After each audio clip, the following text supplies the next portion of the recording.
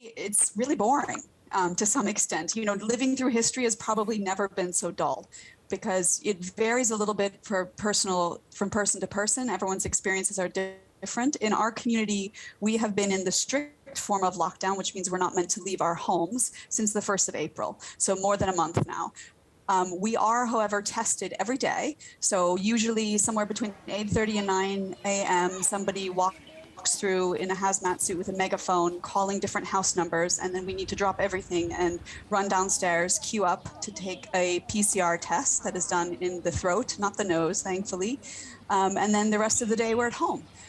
We have had some issues in our community where people do come down to smoke or to gather in groups and chat. So the other thing that we have very often is somebody walking up and down our lane with a megaphone, with a recording, kind of extolling us to obey the restrictions and to not leave our homes. Don't come down to chat. Don't come down to smoke. Only come down to do your test.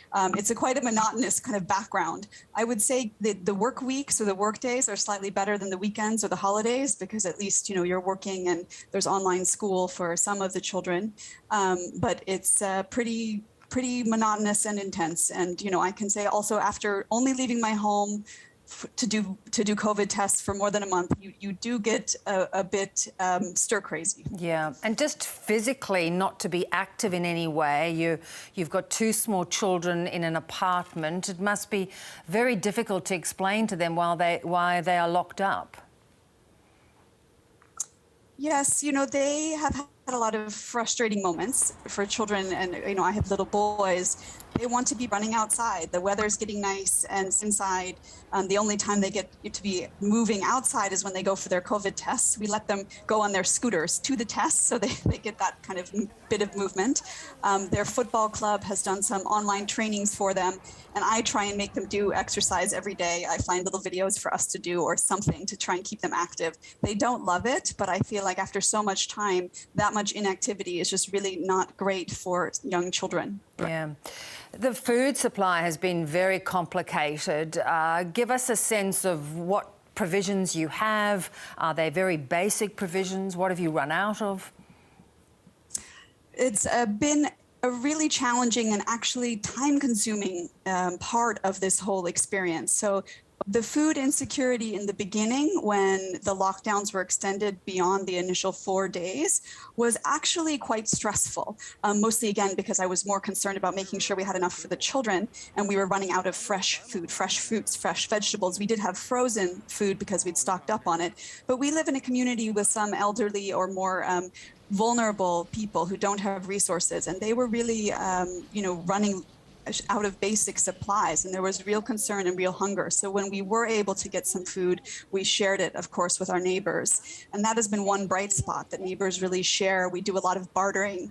You know, there's kind of a community group chat and people say what they need and then they can exchange for it. I will tell you that Coke is more valuable than Pepsi for sure in exchanges. But that was, you know, I guess a surprise to some, but the cola wars were definitely decided, at least in Shanghai.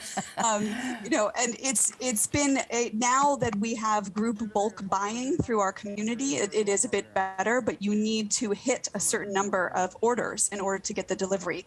And what you can get delivered and when is always a little bit hit and missed. And so, you know, for us as a family, we're a Dutch family, we're accustomed to eating cheese, for example. We live in a very local community where cheese and butter, those types of things are not high on the priority list. So we had a period of time that we couldn't get those things. And I will say we have also gotten some supplies from the government in addition to our own purchases, but I'm not sure I'm ever going to eat cabbage again after this experience because we have had more cabbage. And, you know, I like cabbage, but there does become a point where it's just enough.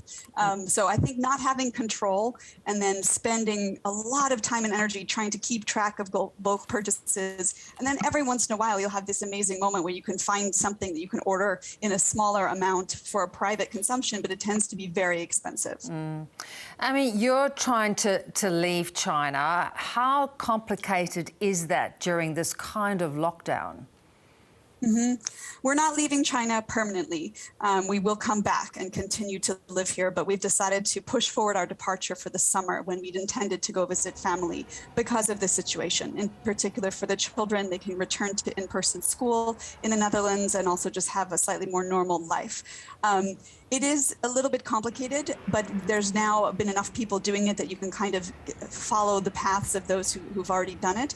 You do need to get a special permission from your neighborhood committee to leave the community. My neighborhood committee has indicated they will provide it to us.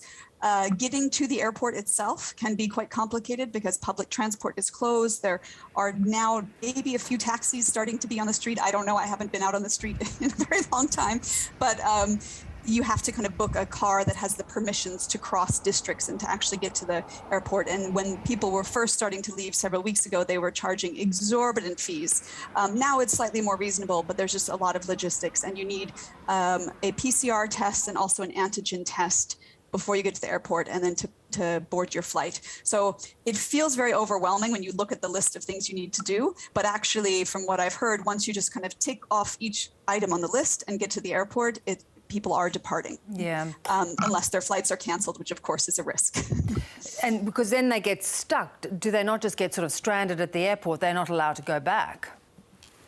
That is a real concern, because once you have the permission to leave your community, it varies slightly based on the neighborhood committee, but in theory, you are not then able to return home. So, if then your flight is canceled, you are stuck at the airport, or you can try and find an airport hotel, but that can also be tricky because not all of them will accept foreigners. Have you been surprised at how publicly people have been venting their anger?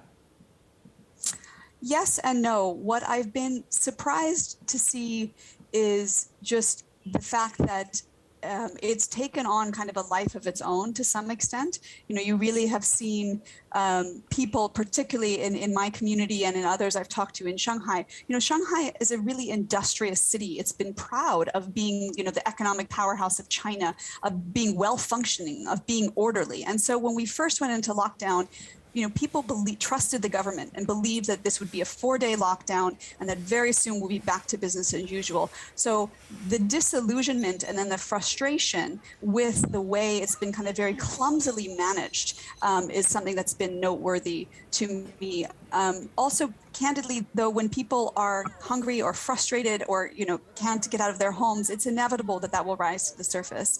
And, my heart actually goes out to the neighborhood committees and the volunteers who are actually trying to implement these policies, because it's very hard for them too. And they have a lot of pressure to, maintain order and to obey a kind of range of rules that seem to be changing quite often. And there's a lot of leeway at the local level, but that also puts a lot of pressure and responsibility on those individuals, many of whom, as I said, are volunteers. So it pressure for everybody. I think most people try to find some sense of grace and humor, because otherwise you would probably lose your mind. Maddie, let's hope you do get out and have that break that you've been trying for. Appreciate you giving us a sense of what you're going through. Thanks so much. Thank you for having me.